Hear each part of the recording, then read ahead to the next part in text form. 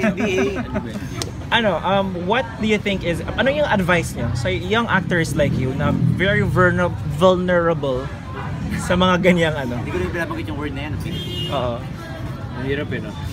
Ako, well, una, hindi mo naman kasi pwede sabihin yung isang lalaki or like showbiz, like mga lalaki sa showbiz, mga young actors na be aware, ganito, ganun. Kasi pag yung hormones nila yung nagwala, diba, minsan hindi mo talaga mapipigilan. But, try to siguro na iwasan kung kaya. Hindi naman lahat ng lalaki ginagawa yun. Hindi naman lahat ng actors ginagawa yun. Nagkakataon lang na yung mga gumagawa eh. Well, they were young, yes. mas bata sila. Ako siguro swerte na lang din na yung mga lumabas nagkataon lalaki. I mean, kasi kung nagkataon na babae yung nagkaroon ng scandal, di ba? Sobrang malaking bagay na naman yung sa industriya natin. Pero nagkataon na lang din na lalaki. Well, yes, pag-uusapan siya for a couple of weeks, maybe 2 weeks max, I don't know. Siyempre, iba na yung mga usapan like yung mga bubarkada, iba na yung inside joke, iba na yun. Yes. Pero basically, in showbiz, pag-usapan siya, max is 2 weeks. And lalaki siya.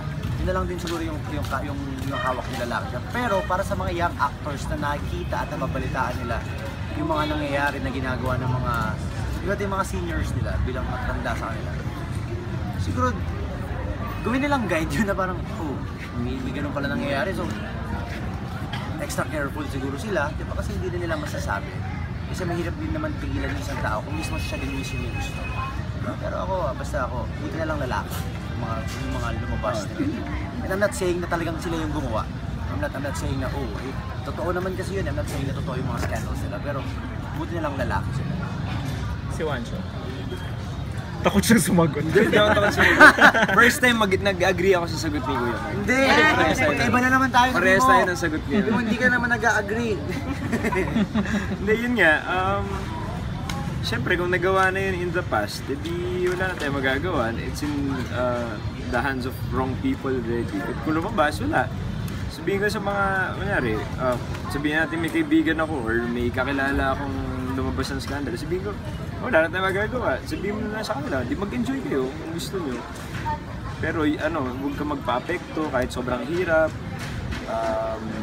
Yun nga, tulad nga sinabi ni Kuya Mark, we're dudes yun.